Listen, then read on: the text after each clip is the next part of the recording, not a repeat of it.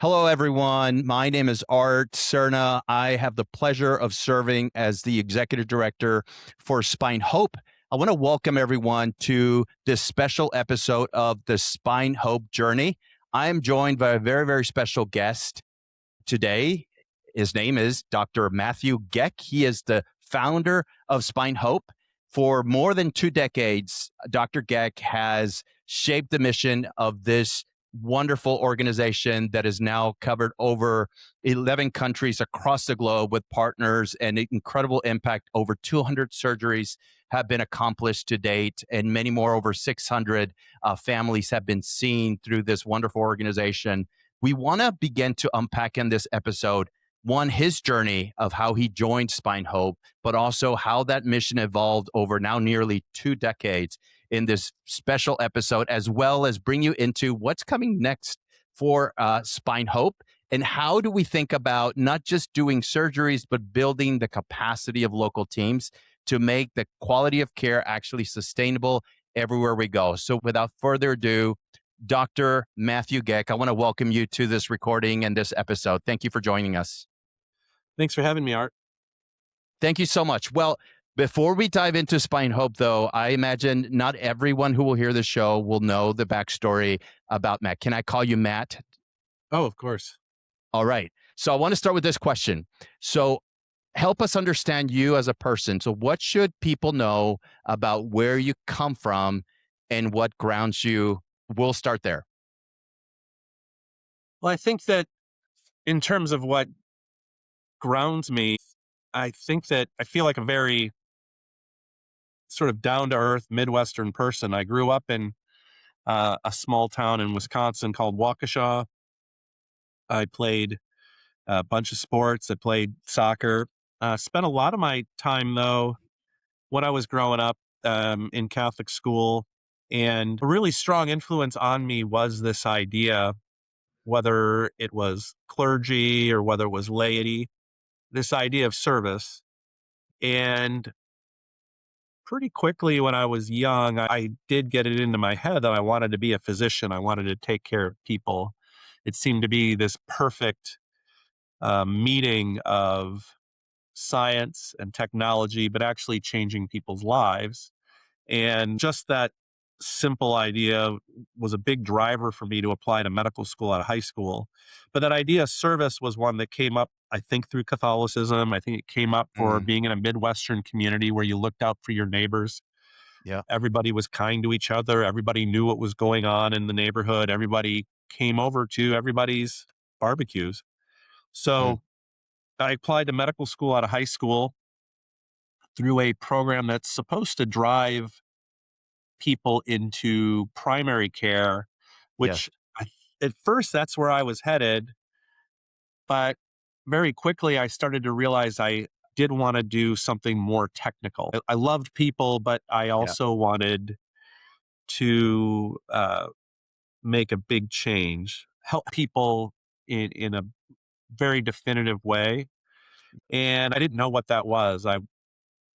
When I first started medical school, I was wondering if it was going to be pediatric hematology oncology or something along those lines.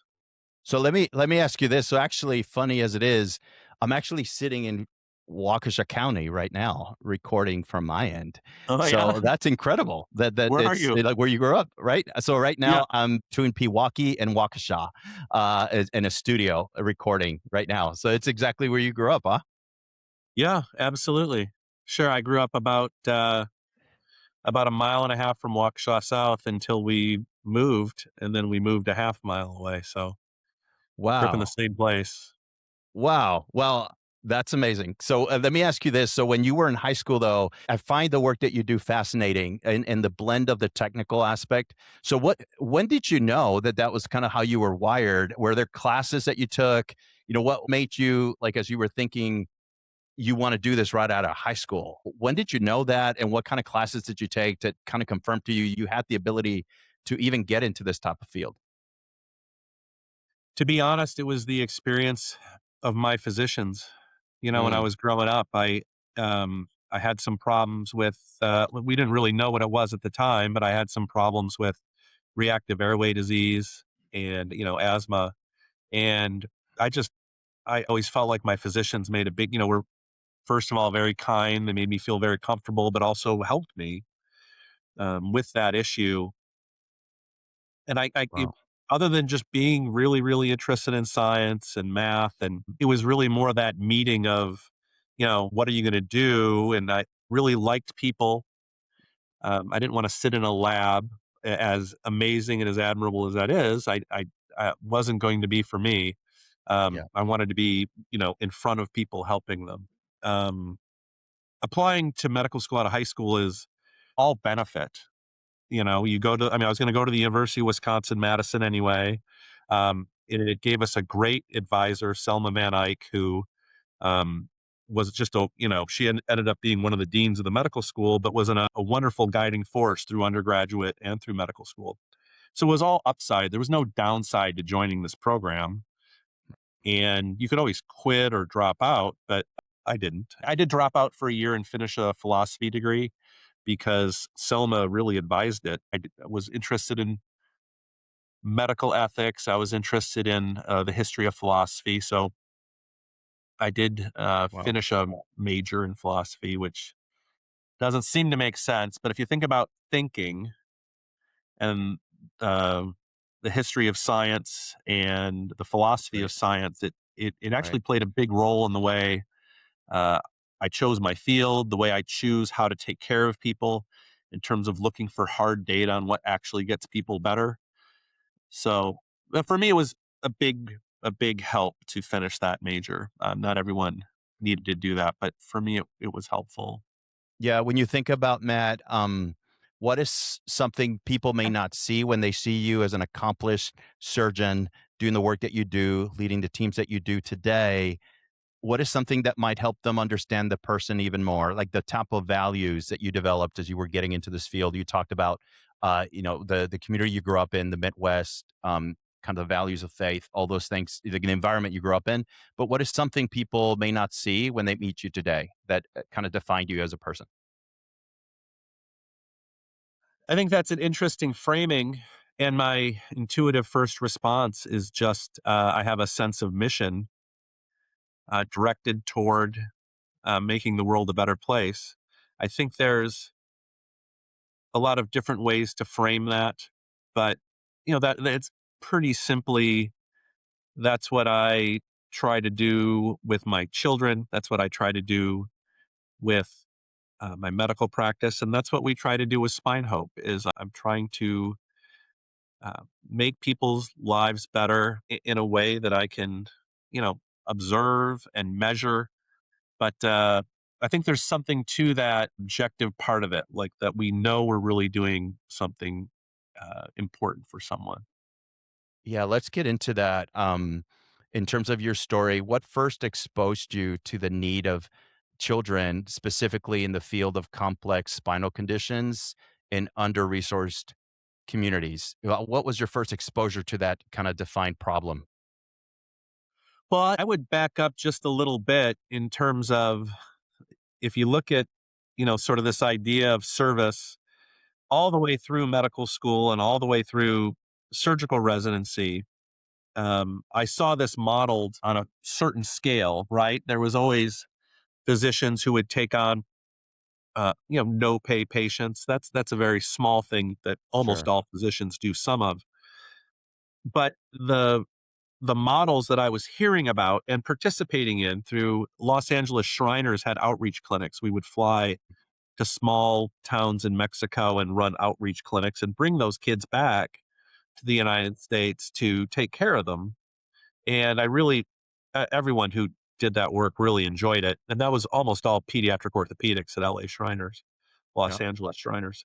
Um, but so this idea of service was always bubbling in the background.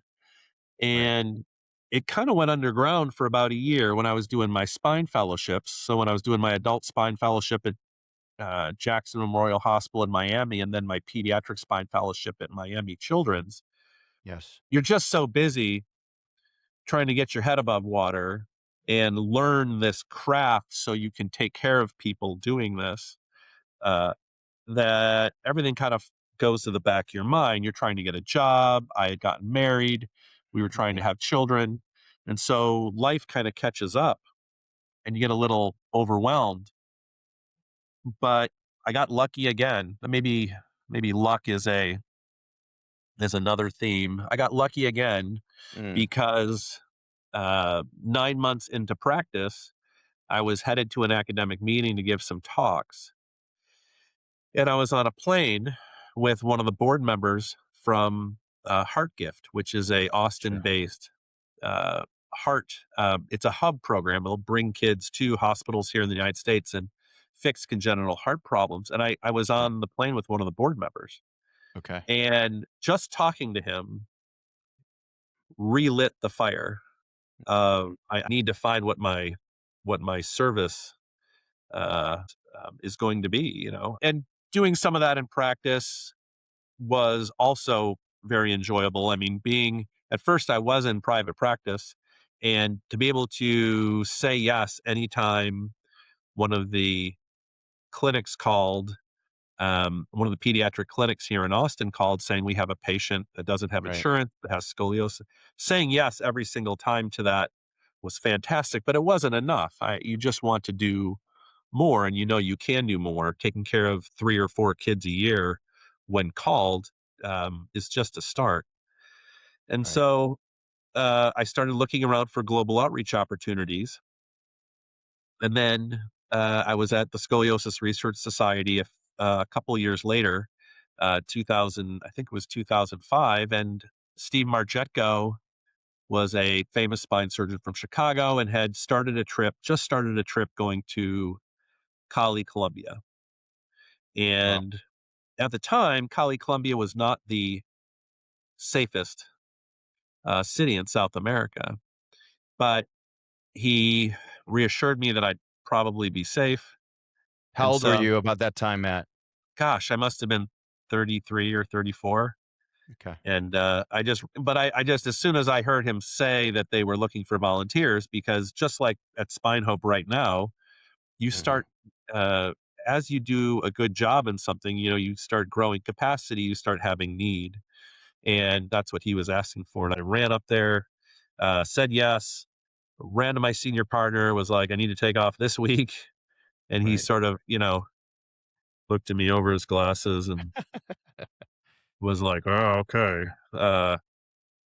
And I went. So that was my first global outreach trip. And it was like, um, it's like the heavens opened. Yeah. Uh, you're in this place taking care of people that every time you say, hey, we want to fix you this week, um, they tears come to their eyes. You see stories that, story after story that breaks your heart. Like one child came in a wheelbarrow. He'd been wheelbarrowed from his Wow. parents' truck up to the elevator, up to the clinic room, and was, on pillows in a wheelbarrow This is uh, Cali, Colombia. in Cali, Colombia. And it was a very, very sad story.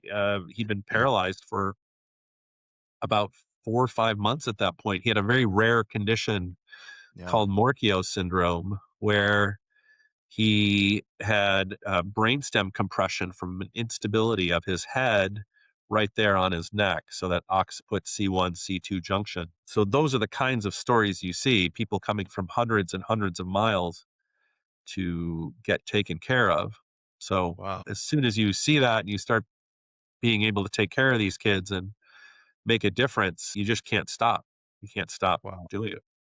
So when you think about that example, you're about 33 years old, you're going to Cali, Colombia, you're seeing these conditions. What at that time did you not fully appreciate or understand about the complexity of the work in these kind of environments that you now fully understand or more fully understand? Well, I think you touched on it. I thought that my initial framing with this was going to be doing a lot of what we do here in the States, but just in a different place. Mm. And instead, you touched on the complexity. Some of these issues, if there's a kid with a 55-degree scoliosis here in the United States, if I don't fix them, I bet you a pretty good guy down the block is going to fix them. Of course, we try to do our best for everybody. And I think we do a pretty good job, but there's very little, th- this problem doesn't spin out of control, except rarely. During COVID, we saw some neglected issues where people were afraid to come in, scoliosis curves of 100, 110, 130 degrees, that sort of thing. But that's just not common here. Whereas in global outreach situations, you will often see cord compression. You will see scoliosis with paralysis, which is not common, Yeah. kyphosis with paralysis. You'll see uh, patients with tumors. You'll see patients with spinal infections, and it's a range of complexity, um, where you feel Wow. like you're no. On one hand, you train to do all of these things, and you are you know, every young physician coming out who trains in these very technical fellowships is so ready to find people to take care of. We just want someone in front of us that we can take care of and help. Yeah. But the complexity of that first trip and second trip and third trip was amazing. So it was an incredible opportunity to help people with really, really severe problems. Right. But the biggest thing about Colombia the biggest lesson I took immediately from it was Dr. Mario Gonzalez and Dr. Juan Uribe were our partners down there, and the partnership of the service. The one thing Dr. Margetto modeled, and Yeah. then we were trying to bring that to the next level, was this model of teamwork. Right, we're not coming Sure. down to operate on children. Right, we're coming down to set up a complex spine clinic with partners. And Yeah. that spine clinic is going to be there when we leave, and it's going to be there when we come back. And we're here to serve in a consultative and collegial way to build out capabilities for not just the spine program, but for the whole hospital. Absolutely. And that's one of the things for me when I first met you and the mission of Spine Hope that really resonated. And just from the concept of systems change and seeing lasting change in a problem, right? Whether you were focused on education or global healthcare, the concept of that capacity building, I believe, is so critical in thinking about partners. Before we go there, I want to ask you this question based on what you said before. When you think about the younger Matt, going to that initial trip, I'm sure there was conviction in you that asked for that week off. So when you think about that Matt and today's Matt, what conviction from those early days has remained unchanged for you? In terms of the dedication to the mission, Exactly. I mean, that's stronger than ever. I think we're actually currently we have sites that are more involved than colleague Columbia was. Um, we actually are doing a lot more now. Dr. Uh, Ken Illingsworth is the current site director of Nicaragua, which is our busiest site, Sure. and he is doing a lot of that hands on and day to day. But as his partner on that site, his clinical partner, um, we're constantly interacting about cases and plans, especially as that issue of incredible complexity Right. plays out. Right. So when you get kids that are so complex with operations that are so complex, and you're trying to take care of them in this limited resource situation, you really got to make sure that you're doing everything perfectly to get a good result for that child. Matt, let's get into this for maybe somebody that's listening to this and just become familiar with the Spine Hope story for the very first time. They don't know about scoliosis. They hear spine. They got some concept, but as we get more into defining like the team building, the capacity building, all of those components, just from a ordinary person that you meet in grocery store, help them understand what does a surgery like this actually take. I'm sure they're all different depending complexity, but can you describe a little bit more? Illustrate for people what does it take? How long does it take? Like, how many hours are you in the surgery? Help describe that a little bit more for people who are listening to you for the first time. Well, so that can be incredibly different from case to case, from surgery to surgery. Sure. The simplest scoliosis surgeries, say a low back scoliosis, a thoracolumbar curve, that can take 2 hours. Um, there are technical components to it. Like you have to be able to put the instrumentation in with, in a place like Nicaragua or Colombia, you don't have all this fancy image guidance. You don't have intraoperative CT scans. You don't have the benefit of those tools, but we've been putting in screws freehand or fluoro assisted, for, I mean, I think the field's been putting them in since the mid 90s Yep. and, very accurately, very reliably. And that was the way I was trained. So, you know, but something like that can be a relatively simple, life changing operation in 2.5 hours. On the Right. other end, there's times where we're doing surgeries so complicated from every aspect. The scoliosis is so severe, the spinal cord may be involved or being pressed on. And sometimes there's pathologies where we have multiple issues going on. We have a little girl right now in halo gravity traction in Nicaragua who's got a spinal cord tumor, Hmm. and then also a massive scoliosis that we're going to need to fix. And we're probably going to fix those on separate days. We're probably going to fix the spinal cord tumor and in the neck in the first day, and then the second day fix the scoliosis, hook everything up, and get everything stable and healed. So it could be something as easy but satisfying as a small low back scoliosis, or it can be the most uh, complicated thing that we do. So those are Hmm. all the things that we see on a global outreach basis. And Right. in fact, you see more of those things. You see more of the complexity than you do the routine. You've been around this now more than 20 years, but at least formally, Spine Hope has been incorporated for nearly now 20 years, but the story Right. goes further beyond that. But I would say, one, congratulations for reaching this milestone. Not everyone that just decides to pull something together can do it. You've done more than one trip. You've done many trips. I hope as we get further in the conversation, people can begin to see the components, the secret sauce, the special. What is the special, unique magic of Spine Hope that has enabled you to actually compile the resources together from medical device companies, equipment companies to all come together around this mission. I think one way to do that would be if you could illustrate for us a bit like the work, a problem like in Costa Rica and what you were able to accomplish. That was success. And then obviously you talked about Nicaragua in terms of being able to now handle halo cases. Just paint a picture for people what made that possible, both in Costa Rica and Nicaragua, to achieve those type of outcomes. Well, I think there's kind of two components to it. There's the bringing full capabilities down to a global outreach site is important, but we can't bring everything. I can't teleport a hospital from the United States to a global outreach site. So what you need to do is figure out what are the essentials we need to do this surgery as well here at a global outreach site as we do in the United States, and that is pretty simply we need spinal cord monitoring, but that has already knockdown effects. Like that means we have to have a dialogue and a teamwork with the anesthesiologists that are local. Sometimes we bring an anesthesiologist of our own to educate and communicate and be collegial and help out. But that's sort of part one is having the spinal cord monitoring, having the instrumentation, Mhm. having a team of nurses and volunteers that help us translate, run clinic, document.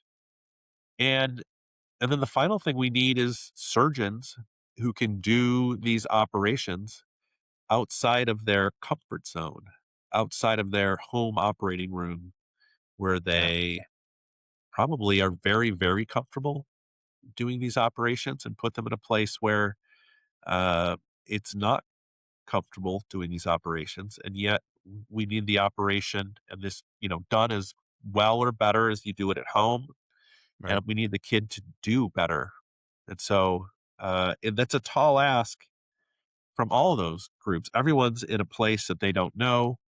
Yes. Um, everyone speaks a little bit of Spanish, like my Spanish uh, is marginal. But even if you speak perfect Spanish, this may not necessarily be. You may not speak, say, Nicaraguan Spanish or Costa Sure. Rican Spanish. There is also cultural difference, and Absolutely. there's a sensitivity component and a communication component and an education component, and you have to e everyone on these teams has to work through each of those issues. And so what has allowed us to do this for over 20 years? I think that we've just got great people that are able to, first of all, willing and able to go on one of these trips and to execute these operations for kids. That's really the key part. And then also we have partners. I mean, the other thing is we don't have a role if there's no need, but we have partners who keep asking us to come back and help. But yeah, I think you made a reference to Costa Rica. Different sites need different things. And so Costa Rica is a one of the better off GDP per capita. It's a beautiful country, you Hmm. know, wonderful people. Everyone's very, very kind, but also very happy. It's a happy place. People are generally in a good mood. It's almost a cultural imperative. But they really needed help with a service issue. Sure. Yes, we came down, we set up clinics, we did education, but it was really, they had a very, very long waiting list and needed help clearing it. They were some 200 kids behind. And so over the course of, Wow. I forget now if it was 5 or 6 years, our trips helped them kind of work through that list of complexity. And then we kind of weaned them off for a little while. We're still in dialogue with them as a partner. We may yet go back if they have a need, but that was sort of seen by the organization as a very, very successful partnership. Wonderful. Yeah. So 200 plus gap to maybe two in a span of about 4 to 6 years. That's incredible. And thinking about Nicaragua, you mentioned Dr. Kenneth Illingworth and the work there in that site. Explain kind of the progression of that site to help us understand cultural humility. Help us understand more through the Nicaragua story, kind of the value of SpineHope, of cultural humility as you come as a partner in these different contexts to provide support for these local teams. Nicaragua was an incredible story. There was some spine outreach being done there, but during COVID, it all stopped. The organizations that had been going stopped going. And so suddenly they had almost no spine surgeons in their country, and they had zero Mm, spinal deformity surgeons from a country of 2.5 million people. wow. That's an incredible need. And I think that anytime a site asks us to come down, I'm always grateful that they have the courage to ask us because they do call around the other hospitals that we've been and get recommendations, but they really don't know. They love their children because they're their children. And they're calling us, asking us to come down and help. And we can come down and communicate the way you and I are communicating right now. I could describe what we would like to do, what we can do. There's always that first step in every relationship. Someone has to go first and they have to ask us, and we have to have those conversations and say yes. And Nicaragua was really, they hadn't had any spinal deformity surgery done in the whole country in a couple of years when we started. It was like starting over somewhere.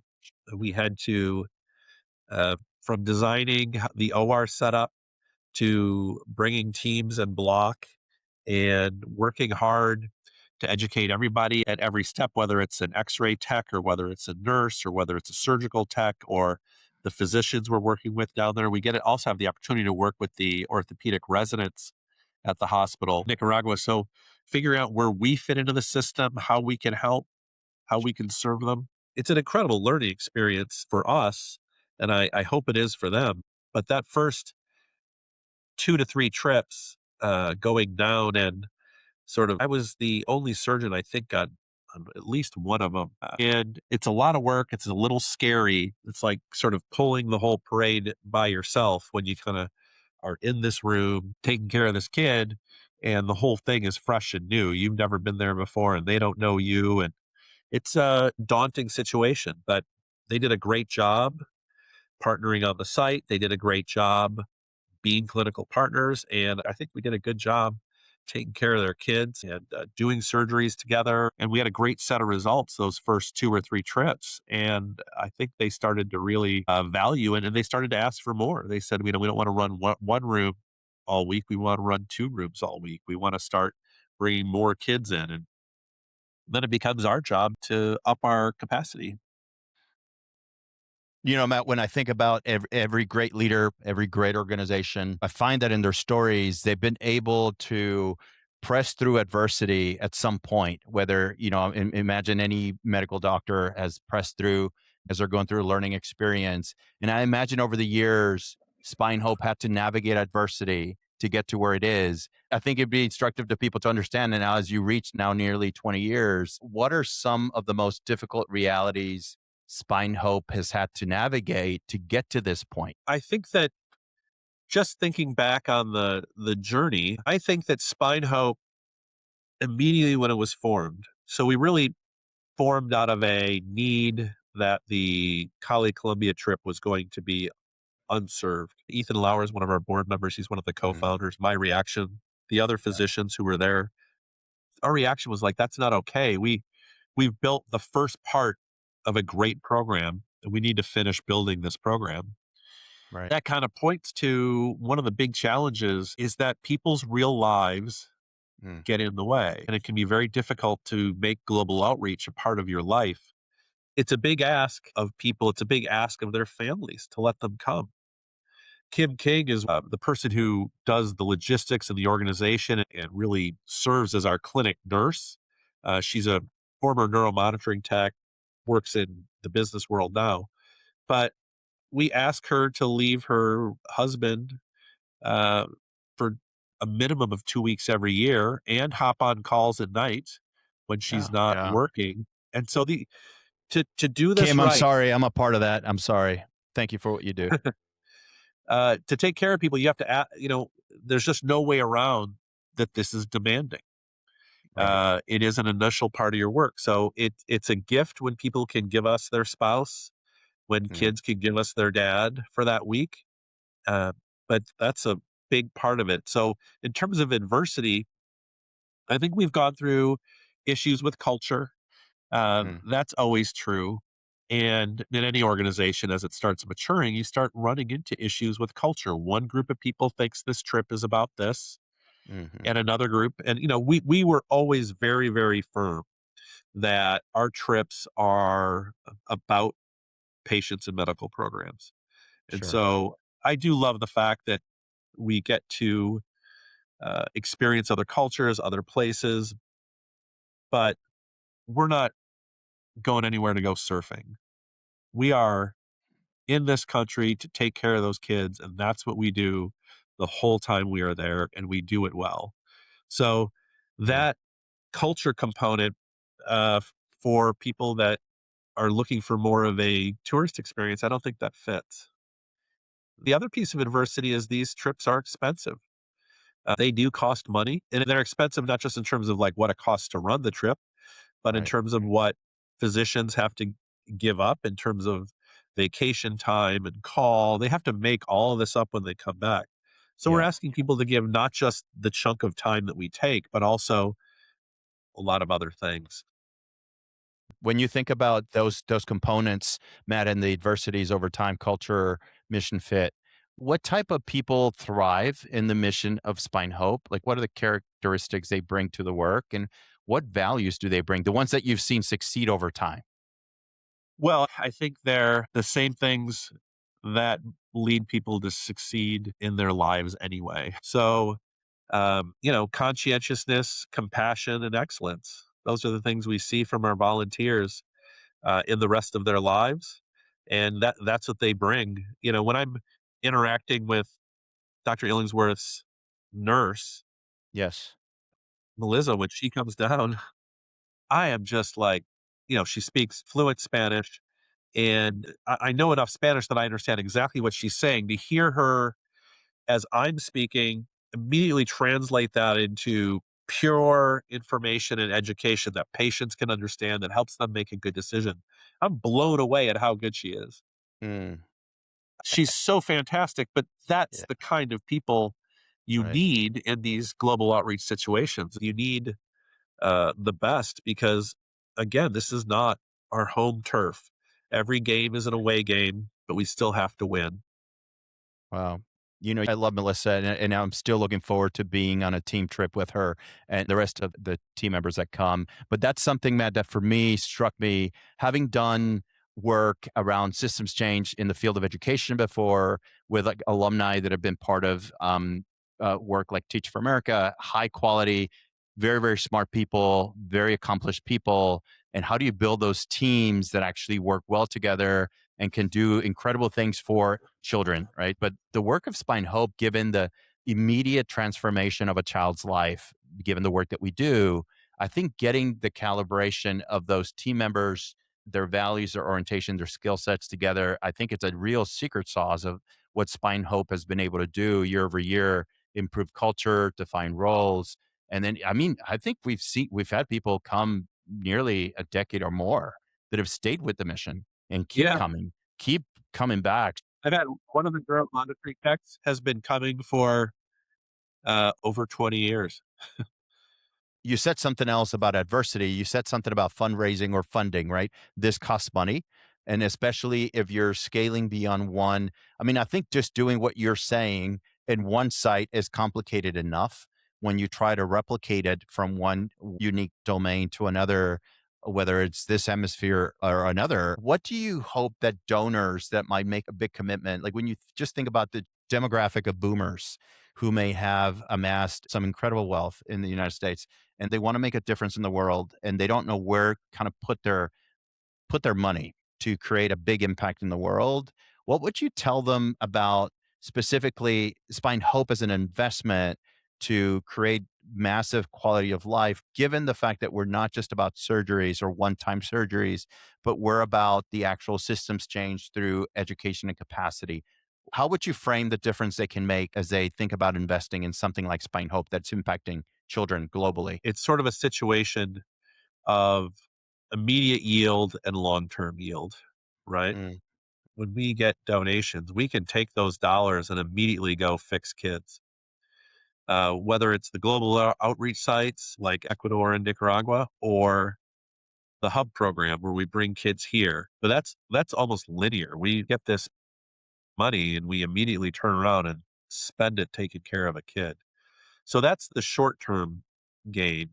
I don't want to stretch a financial analogy, but that's like getting a bump in your stock. I mean, you invested this money and you immediately get this yield. But then there's the long term compounding interest work of what we do. And so our goal long term is to be in partnership in Nicaragua, for example, such that they're running full time all year while we're gone, right? So I would estimate in Nicaragua in any given year, there's 200 to 300 pediatric spinal deformity surgeries that need to be done. wow. Uh, and there's only 50 weeks in a year. That's 4 a week. That means they're working full time while we're gone. So the first step is obviously setting up the capabilities and the training to do the surgeries in the hospital. There's a trickle down situation there. There's constant communication between us, the anesthesiologists, the orthopedic surgeons, the community neurosurgeons who come to the hospital to also participate, and the ICU doctors and the floor nurses. And this just becomes the legs of the stool that start propping up the program. And then the next step is to start doing surgeries without us, right? So we're turning the Spine Hope trip into a repository for kids that are just too difficult to be done during the year, but that during the rest of the year, regular scoliosis is being fixed. Now, a regular scoliosis surgery is its own complicated surgery. There's no way around it. Even experienced surgeons, to get perfect results, have to have a certain amount of knowledge, experience, and skill. Sure. So getting them to that point, getting our partners to that point, that is the very development we're after. But our goal is to change the way scoliosis and complex spine surgery is done in Nicaragua forever, such that everyone who has a complicated problem gets optimal care. That's what we want. And I think that's what we're going to do. Matt, when you think about the future, when you look ahead, what gives you the most hope when you think about scale, right? The number of surgeries we've been able to do to date, and then what we're going to be able to do going forward. What gives you the most hope? I have nothing but optimism about this idea. There's no leg of this stool that I'm worried about. I know there are surgeons here in the United States that are going to help us scale up. We have a pool of existing volunteers who have helped us in the past. We're all wanting to start coming back and do more.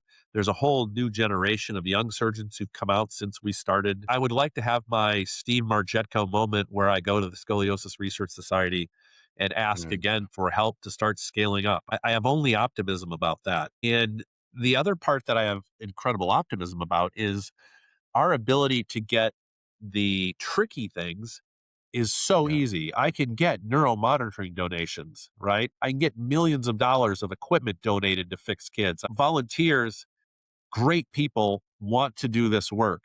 So that's not the part that I spend too much time worrying about. I think that blocking and tackling is just going to, as it has in the past, we'll just be able to get that done.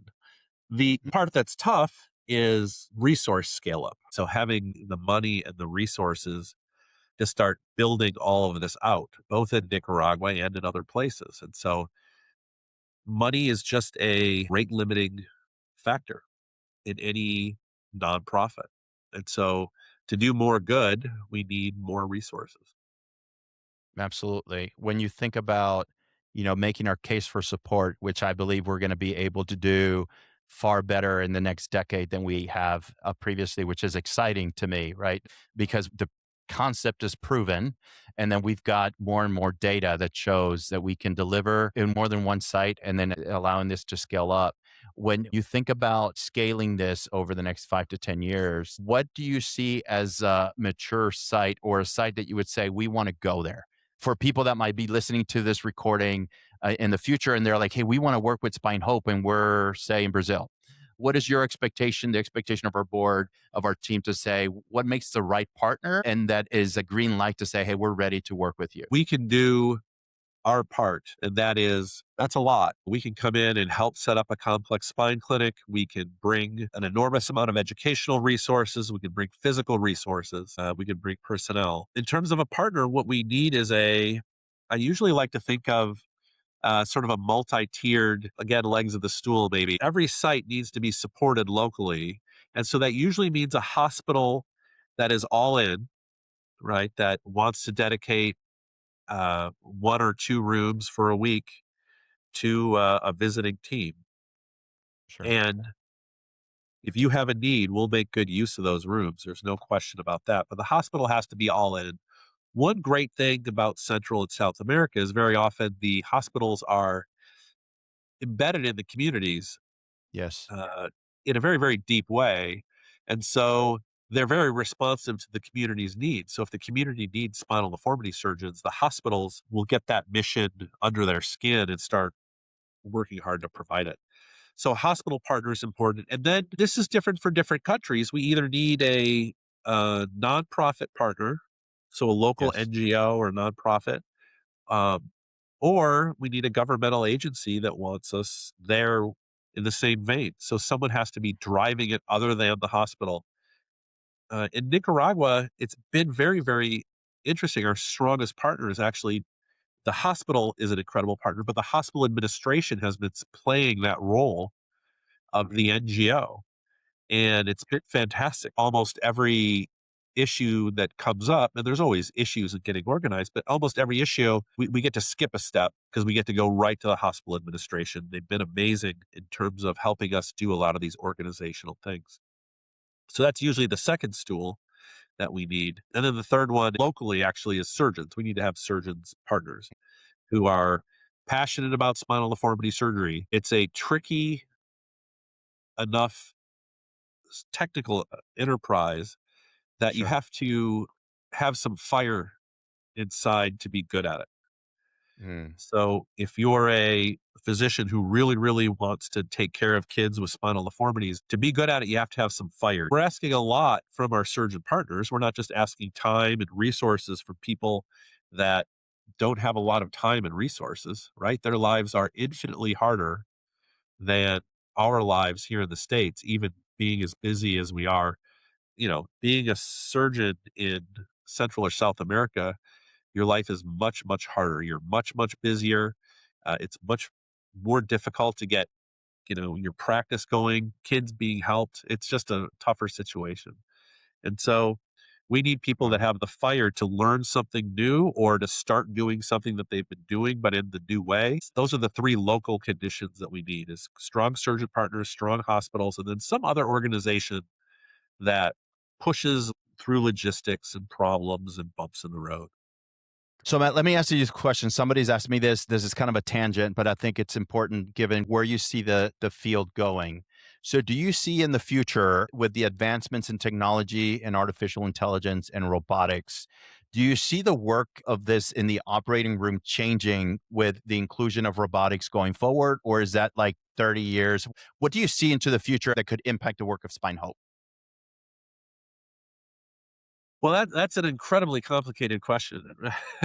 Right now, if you look at our robotics, Elon's got a robot where that'll sew up, uh, egg. If you crack off the shell, that first layer, that's that very, very delicate layer around the egg that could sew with that material pretty dexterously.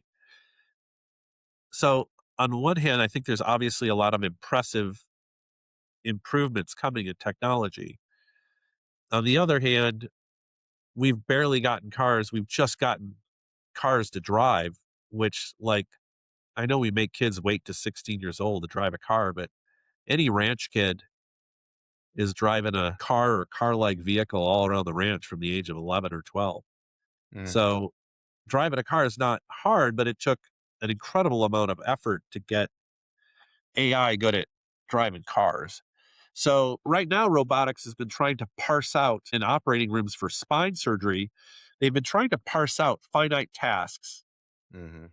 to give to the robot to do.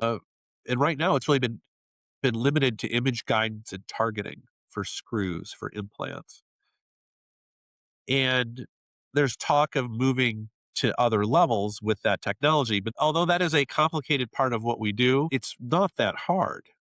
So now with all that technology, you're talking about millions of the next generation. I just looked at the next generation robot and image guidance system, and you're talking about over a Yeah. million and a half, almost $2 million worth of image guidance and targeting system. And yet I did a 60-degree scoliosis, a double curve this morning with no image guidance at all. I just put the screws in where we know they go in and check them with an image guidance machine to make sure they're perfect. And they were perfect, and then finish the scoliosis surgery. That's $1.5 million to $2 million for a yield that it's very, very difficult to see what that upside might be. For Sure. the right skilled surgeon, there's no upside right now. So I don't really see, I think if you brought that machine down to an under resourced place, you really wouldn't get any yield from it. It's Get it. more complicated to operate in some ways than just teaching a surgeon. A human being can learn an incredible amount of information and learn to do incredibly complicated tasks safely very quickly compared to a robot. So that's a really, really interesting question. I am constantly checking and up to date on what is next and what is coming. Yeah. But right now, we do these complicated operations here in the States and in Nicaragua with our last data review. We have an under 2% major complication rate. So, and that's no image guidance. That's just freehand screws and fluoroscopy and good surgeons. So if you made me pick which matters, I would take a surgeon with 10 years of experience who's good at this over $2 million of robot equipment any day. Wow. That will be a headline. Thank you. Thank you. So as we get ready to land this plane, you've done a phenomenal job. Thank you so much for your time. I do want to go back to like you as a person, as a leader. When you think about the years of doing this work, what has this work changed in you? I know you're a father. I know you're an outdoorsman. Obviously, you're an incredible surgeon. You're a leader of teams. When you think about the work of Spine Hope, what has it changed in you specifically over the years? Well, Spine Hope has given back to me more than I've ever. I mean, to me, this has been one of the missions of my life. It is an opportunity twice a year to hang out with a bunch of other smart surgeons, both in new places, but also surgeons we bring. I get incredible professional guidance and learning. It's a two-way street. SpineHope changed my life and it gave me the opportunity to take care of kids that otherwise wouldn't get care. I love Mm. taking care of people, period. But taking care of people who wouldn't otherwise get the care that we can provide is something extra. It's something special. I can't really express in words what Spine Hope has given me. It's been one of the missions of my life. It's been an incredible experience, and I look forward to every single trip for the same reasons because I'm working Yeah. with colleagues that I care about, who care about kids, who want to do a great job. Yeah. Yeah. Well said. It's beautiful. Listen, I really I want to thank you for giving me the opportunity to join at this juncture. I know we've got some exciting things coming forward. This is the beginning of it, being able to capture with you this story. But I know things are coming. We're focused on more than doubling our number of kids and surgeries over the next couple of years, and then also just refining the look and the feel, the case for support, being super clear that people understand the investment they can make, the type of change and quality of life they can have in a child's life and a family's life. But I'm going to end with this question and then whatever else you want to add. It's going to be the Spine Hope journey is ultimately about, and you can fill in the blank. I'll say it again. The Spine Hope journey is ultimately about. It's about taking care of kids who wouldn't otherwise get care. Dr. Geck, thank you. Thank you for going from the Midwest to obeying the passion heart in you, going on this wild ride and journey and having me here. Thank you. Yeah. Thanks for joining us and looking forward to fulfilling this mission that we've all dedicated ourselves to. Likewise. Thank you all so much for joining and look forward to connecting with you, whether it's in an international trip in the Austin hub or just an event that we host to support the mission of Spine Hope. Until next time, thank you for joining the Spine Hope journey.